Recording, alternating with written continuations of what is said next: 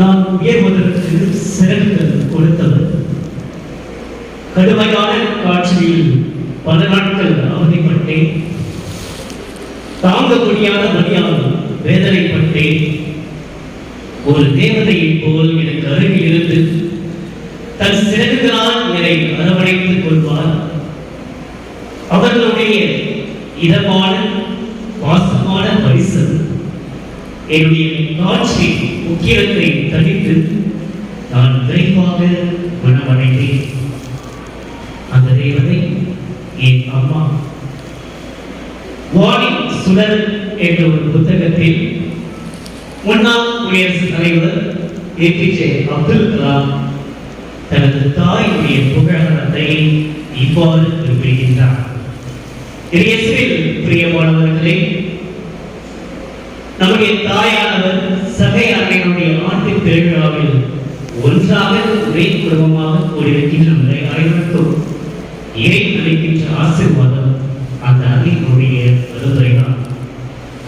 வெறும் மனித அன்னையாக விளங்கும் மனித தாய்க்கு முன்னாள் குடியரசுத் தலைவர் இவ்வாறு புகழம் சூட்டுகிறார் என்றால், இவ்வையகத்திற்கும் இதை உண்டாக்கிய இறைவனுக்கும் உங்களுக்கும் எனக்கும் தாயாக விளங்குகின்ற நம்முடைய சகாயமைக்கு எவ்வளவு புகழால் சூட்டினாலும் அது பத்தால்.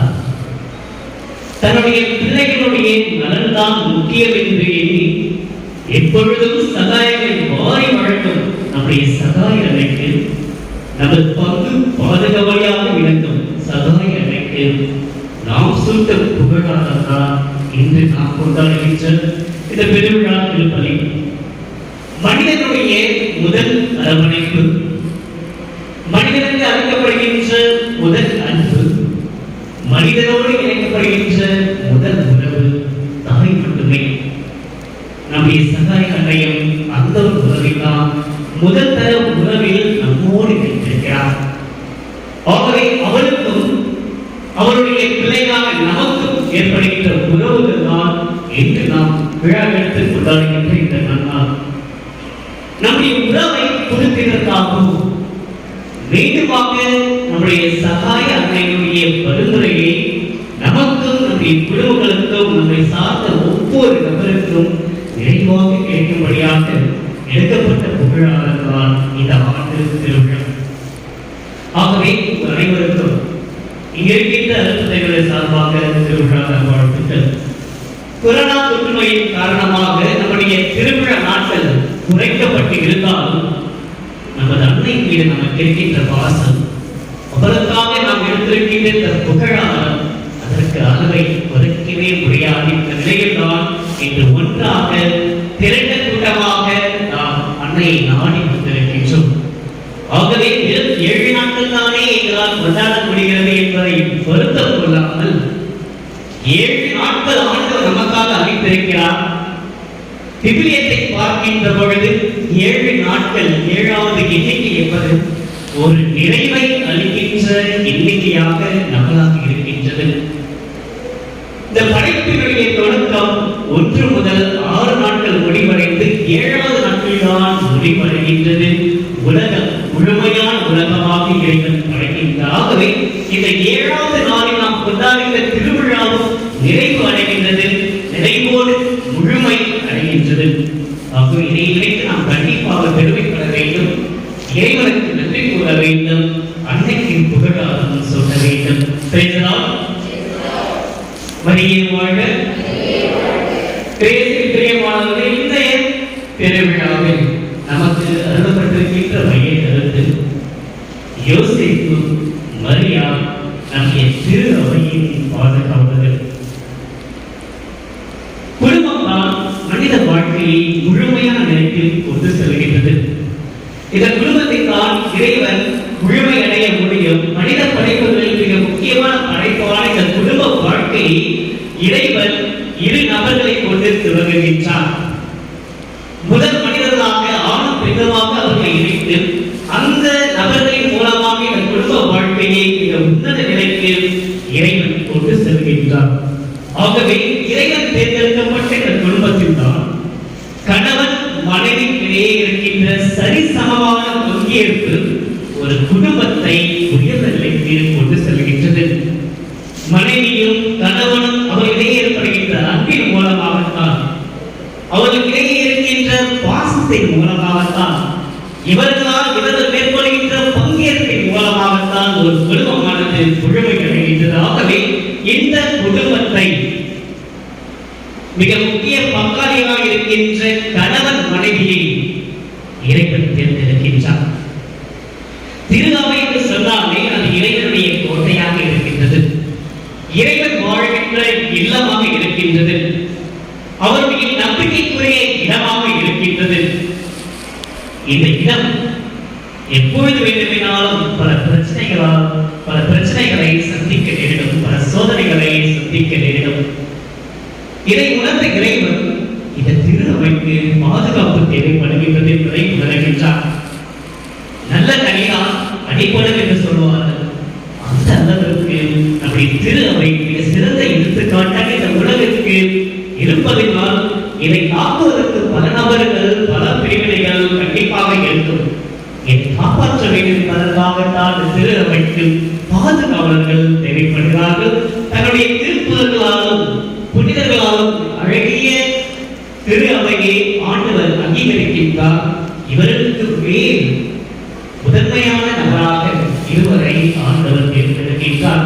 இந்த இரண்டு நபரையும் ஆண்டவர் ஒரு குடும்பத்தில் ஒரு சாதாரணமான ஒரு ஊரில், நாசரேத்தின் ஊரிலிருந்து ஆண்டவர் இந்த இரண்டு நபர்களை தேர்ந்தெடுக்கின்றார்.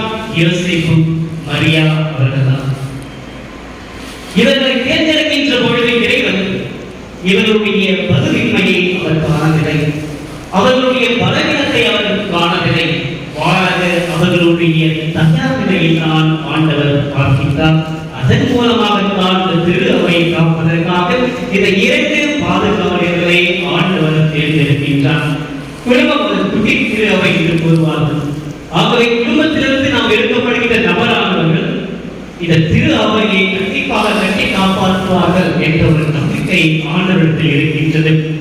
இருவருமே வேற்றுமையில் இருக்கிறார்கள், தனித்திறமையில் சிறந்து வருகிறார்கள்.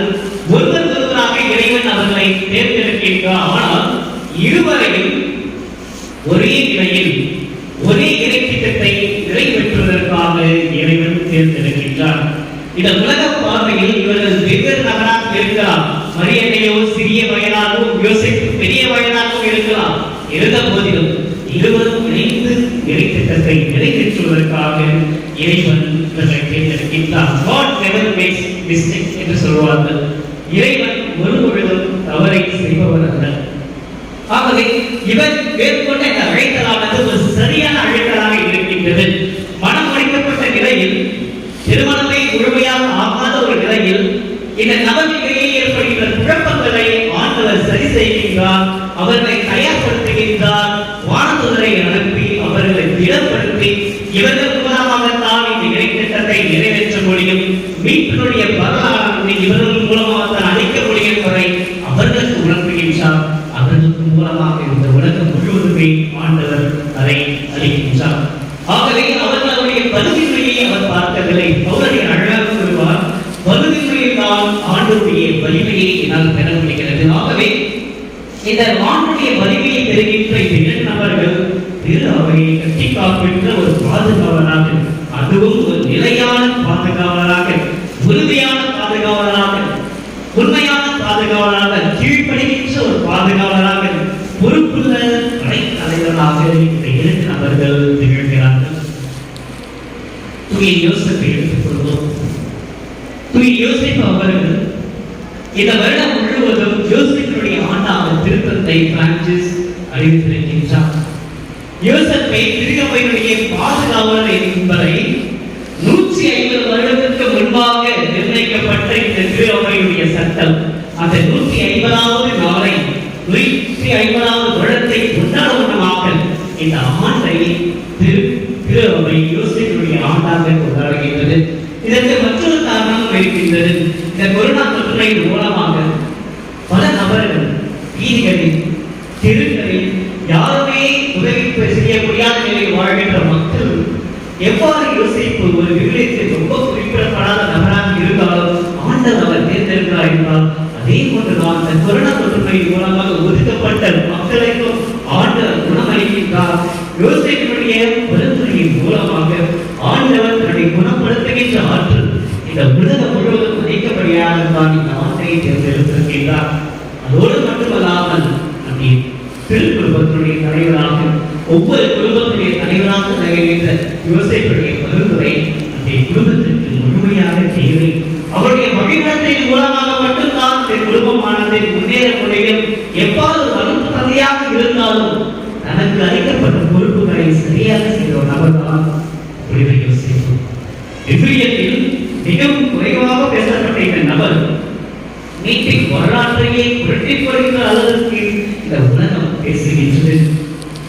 தன்னுடைய பணியை அவர் ஏற்பதன் மூலமாக இறைவனுக்கு உகந்த ஒரு நபராக, பாதுகாக்கின்ற ஒரு நபராக யோசேப்பு வாழ்கின்றார். ஆகவே இந்த அன்பான கணவராக இறைவனுடைய ஆற்றலுடைய பாசமான பரிசனையில் ஒரு சிறந்த ஒரு பாதுகாவலராக எந்த ஒரு வேலையும் எந்த ஒரு பொறுப்பையும் ஏற்க அளவிற்கு யோசேப்பு அவர்கள் வாழ்ந்திருக்கின்றார்.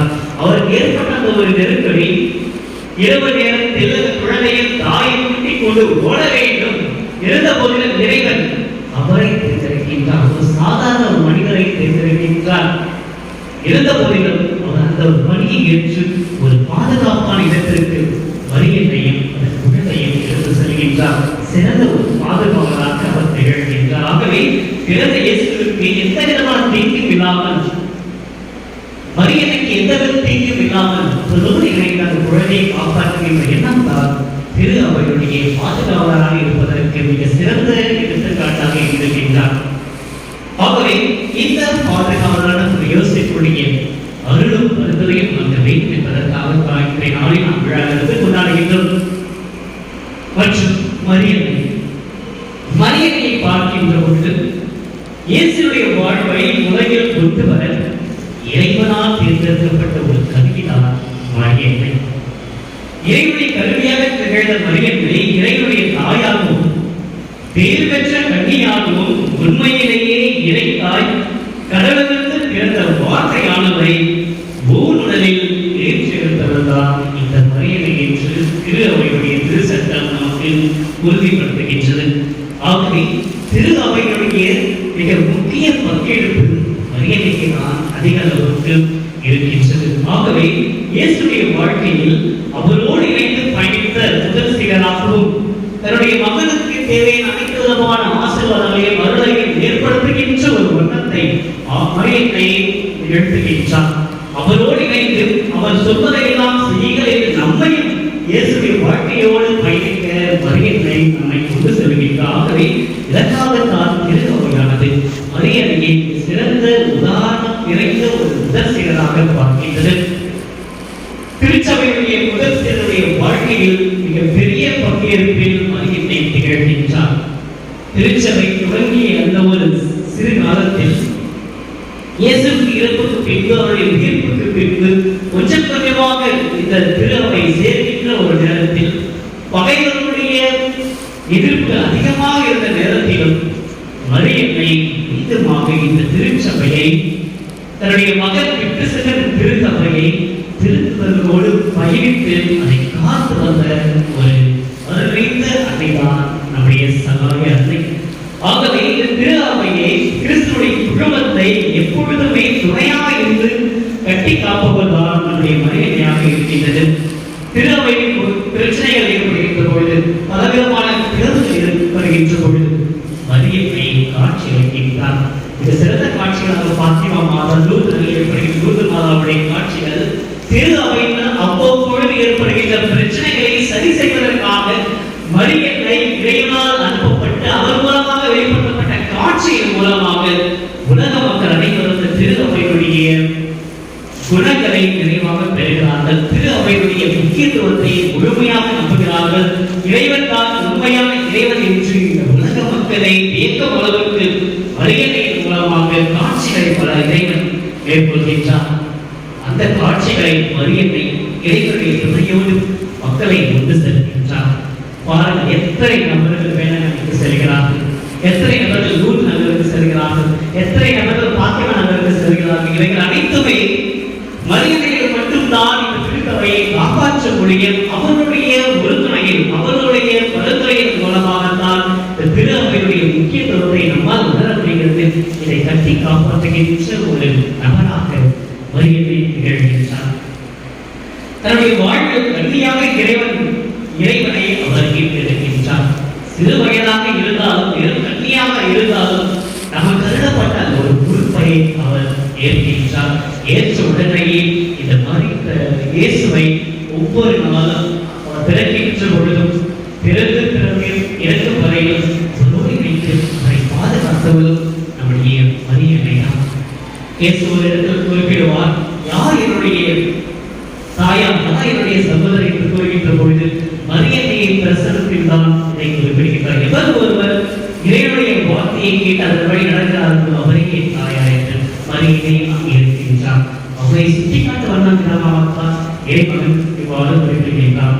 தன்னை போன்று இறைவனால் இறைத்திட்டத்தை ஏற்ற ஒரு புதியவரான ஒரு நபரை தனி நபராக துணித்து சென்று அவருக்கான பாதுகாப்பையும் ஏற்படுத்துகின்றார் மரியனை.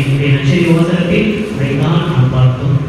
எரிசுத்த மாலை மரியனை சந்திப்பது முதியவராக இருந்த அந்த நபருக்கு தேவையான பாதுகாப்பு என்னால் அளிக்க முடியும் என்பதற்காக ஒரு தனி மனிதராக ஒரு சிறு வயது இருக்கின்ற பெண்மணி அந்த ஊருக்கு தனியாக பயணம் செய்து அவரோடு இணைந்து அந்த வீட்டிற்கு இறைவனுடைய ஆசிரியை அவர் அளிக்கின்றார்.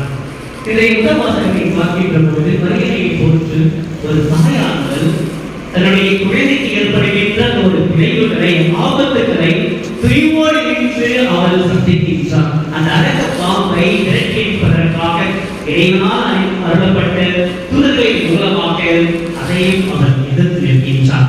இது ஒரு தாயார் மட்டும்தான் கண்டிப்பாக நிறைவேற்ற முடியுமாகவே இறைவனுடைய தாய் மரியன்னை ஒரு சிறந்த பாதுகாப்பாளராக இருக்கின்றார். இது 7ஆம் வசனம் அதுதான்.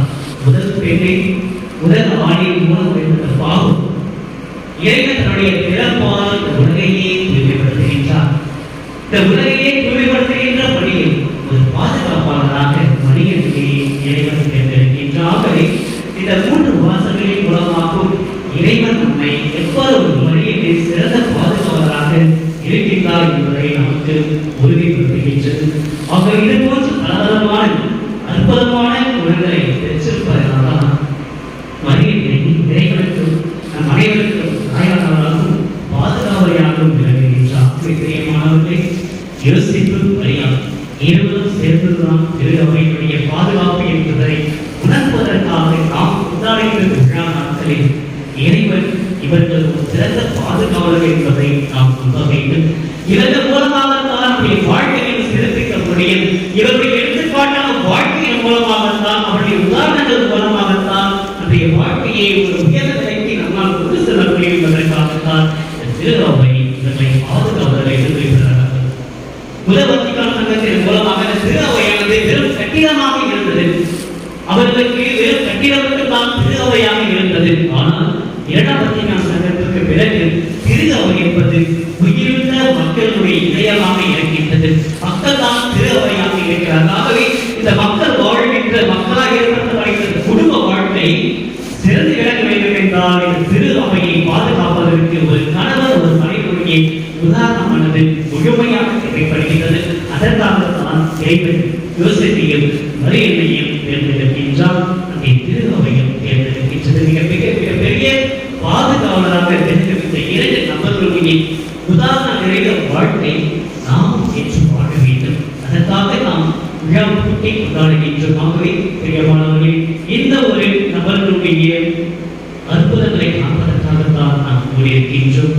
வெறும் சொற்ப நபராக, ஒன்றுமில்லாத ஒரு நபராக வாழ்ந்த ஒரு சமுதாயத்தில் மீட்பின் வரலாற்றை இடம்பெறுகின்ற அளவிற்கு இவர்களை உயர்த்துகிறார் என்றால் இவர்களுடைய மனதில் இருக்கின்ற இறைவனுக்காக வாழ்கின்ற ஒரு தயார் நிலை, இறைவனுடைய வார்த்தைக்கு கீழ்ப்படுகின்ற ஒரு மனநிலை, இந்த இறைவனை முழுமையாக முழு தலைவராக தன்னுடைய வாழ்க்கையில் அவர்கள் நியமித்த அந்த ஒரு ஆற்றல், இவைகள் மூலமாக இந்த திரு அவை அந்த இன்னும் அவைகள் சிறப்பிக்கப்படுகின்றதாகவே கிறிஸ்துவனுடைய உயிர் மூச்சாக இருக்கின்றது.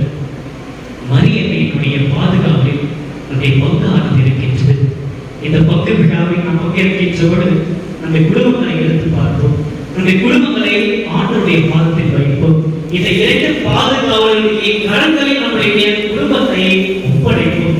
அவ்வாறு ஒப்படைக்கின்ற பொழுது முதலில் நம்முடைய குடும்பத்தை பாதுகாப்பாக நம்முடைய கர்தினால் வின்சென்ட் நிக்கோலஸ் ஒரு இடத்தில் இவ்வாறாக குறிப்பிடுவார். யோசேப்பிடம் கேளுங்கள், நமது வீட்டின் மீது ஒரு கண் வைக்குமாறு நமக்காக கண் பேசுமாறு யோசேப்பிடம் கேளுங்கள் அவர் குறிப்பிடுகின்றார். திருவையில் சிறந்த பாதுகாவலாக இருந்த இரண்டு பாதுகாவலரிடம் நாம் கேட்பது இதுதான். நம்முடைய குடும்பங்கள் மீது ஒரு கண் வைக்குமாறு நம்முடைய குடும்பத்திற்காக அன்றாடப்படியாக நாம் சிந்திக்க வேண்டும். அவ்வாறு சிந்திக்கின்ற பொழுதுதான் இந்த திரு அவை நம்முடைய குடும்பம் அதனுடைய வாழ்க்கை இன்னும் உயர்ந்த நிலைக்கு செல்லும். இன்றைய நாட்களில் இந்த கொரோனா தொற்று நோயினால் பலவிதமான இக்கட்டான சூழ்நிலைக்கு நாம் தள்ளாகின்றோம். குடும்பங்கள் ஒளிவுகின்றன. குடும்ப உறவுகள் பிளந்து பலவிதமான தனிமை வாழ்க்கையை உருவாகின்றது. பொருளாதார சீர்கேடுகள், கடன் பிரச்சனைகள், வேலையின்மை, பலவிதமான நோய்களுக்கான அச்சம், கொரோனா தொற்று நோயால் பாதிக்கப்பட்ட ஒரு நிலை, அதனால் பாதிக்கப்பட்ட உறவுகள், இது போன்று பல பிரச்சனைகளை இருக்கின்ற பொழுது எவ்வாறு திரு அவை பல பிரச்சனைகளை சந்திக்கின்ற பொழுது மரியத்தை ஒவ்வொரு முறையும் காட்சி அளித்தாலும் அதே போன்றுதான் இந்த இரண்டு பாதுகளுடைய காட்சியானது அவருடைய பரிந்துரையானது இந்த குடும்பத்திற்கு முழுமையாக இருந்தன. இதோ இந்த திருப்பலி நாம் சிந்திக்க வேண்டும். ஆகவே இந்த குடும்ப பொருளாதார வாழ்க்கையை, குடும்ப உறவு வாழ்க்கையை மீண்டுமாக இறைவன் கட்டியெழுப்ப அவர் படுகின்றார். அதற்கு நீங்கள் நான் இந்த இரண்டு நபருடைய எடுத்துக்காட்டான வாழ்க்கையை உடைய வாழ்க்கையை வாழ வேண்டும். அவர்களுக்கு இடையே சாந்தமான குணம் நாம் பெற்றிருக்க வேண்டும். இறைவனுடைய திட்டத்தை நிறைவேற்றுவதற்காகவும் நமக்கு அளிக்கப்பட்ட பொறுப்புகளை சிறப்பாக சரிவர செய்வதன் மூலமாக இறைவனுடைய குடும்பத்தை இன்னும் அதிக அளவில் பார்க்கிறார்.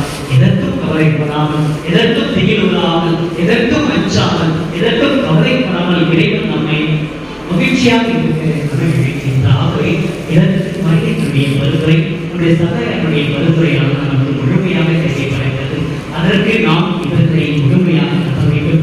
இறைவனை முழுமையாக விசுவசிக்க வேண்டும். அவ்வாறு விசுவசிக்கின்ற பொழுது இறைவன் நம்மை முழுமையாக ஆசீர்வதிப்பார்.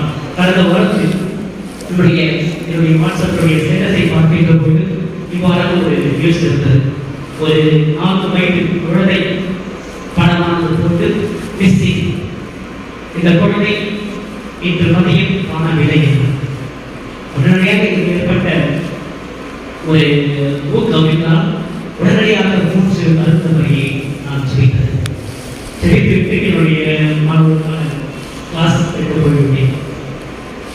வகுப்பறையை முடித்துவிட்டு வருகின்ற பொழுது மீதமாக என்னுடைய தொலைபேசியில் பார்க்கின்ற பொழுது மீதமாக இன்னொரு அதே நபருடைய வாட்ஸ்அப் சிலத்தை பார்க்கின்ற பொழுது மரியாதைக்கு நன்றி, அந்த குழந்தையானது கண்டெடுக்கப்படுகிறது. மரியை வாழ்வு. இது போன்றுதான் இந்த அன்னையை நாம் நாடி வருகின்ற பொழுது என்னுடைய ஜெபமோ அந்த குடும்பத்துடைய ஜெபமோ ஏதாவது ஒரு நபர் கண்டிப்பாக ஜெபம் செய்திருப்பார். அதுவும் மரியாதையிடம் ஜெபிக்கின்ற பொழுது மரியாதை சகலத்தையும் மறைகின்ற சகாய அன்னையாக திகழ்கின்றாகவே நம்முடைய வாழ்க்கையில் எந்த விதமான சூழ்நிலைகள் இருந்தாலும் இறைவனை விட்டு பிரியாத ஒரு மனநிலையை கொண்டு வைக்க வேண்டும். இறைவனுக்கு அவருடைய உணவை குறிக்கின்ற ஒரு நிலையை எப்பொழுதுமே கொண்டு செல்லாமல் இறைவனோடு இணைந்து வாழ்கின்ற வாழ்க்கை. பிரச்சனைகள் ஏற்படலாம், கஷ்டங்கள் ஏற்படலாம், சோதனைகள் ஏற்படலாம், நோய்கள் கூட வரலாம். ஆனால் இறைவன் மீது நமக்கு இருக்கின்ற உணவானது ஒருபொழுதும் துண்டிக்கப்படக்கூடாது. ஏனெனில் இறைவன் நம்மை படைத்திருக்கின்றார். இறைவன் நம்முடைய குடும்பத்தை உருவாக்கி இருக்கிறார். இறைவன் குடும்பத்திற்கு முழு பாதுகாப்பாக இருக்கின்றார். இந்த குடும்பத்தை பாதுகாப்பதற்காக 2 படை காவலர்களை யோசிப்பு மரியை நமக்கு அளித்திருக்கின்றார். ஆகவே இந்த மரியை நாம் ஜெபிக்க வேண்டும். இந்த மரியிடம் நாம் செல்ல வேண்டும். சகைக்கு நாம் தேர்ந்தெடுத்து விழாவெடுத்து கொண்டாடுகின்ற ஒரு வேலையில் மரியை இந்த குடும்பத்தை முழுமையாக ஆசீர்வதிக்க தொடர்ந்து நாம் ஜெபிக்க வேண்டும். அந்த கண்களை மூடியவனமாக ஒரு நிமிடம் நம்முடைய உள்ளத்தில் ஆழ்ந்து இருக்கின்ற அந்த ஒரு வேண்டுதல் இத்தனை ஆண்டு காலமாக, இத்தனை மாதங்களாக, இத்தனை வாரங்களாக, இத்தனை நாட்களாக இந்த ஒரு வேண்டுதலுக்காக ஒவ்வொரு முறையும் நான் இந்த ஆலயத்தை நாடி வந்திருக்கின்றேன். சகலமும் செய்கின்ற சகாயத்தை நம்முடைய வாழ்க்கையினுடைய ஒவ்வொரு வேண்டுதலை நீப்பால் என்ற ஒரு எண்ணமாக கண்களை வரமாக நான் இப்பொழுது பாடுகின்ற ஒரு பாடலை மனதார இணைந்து சதையனுடைய நாம் ஆசீர்வாதத்தை நாம் பெற வேண்டும்.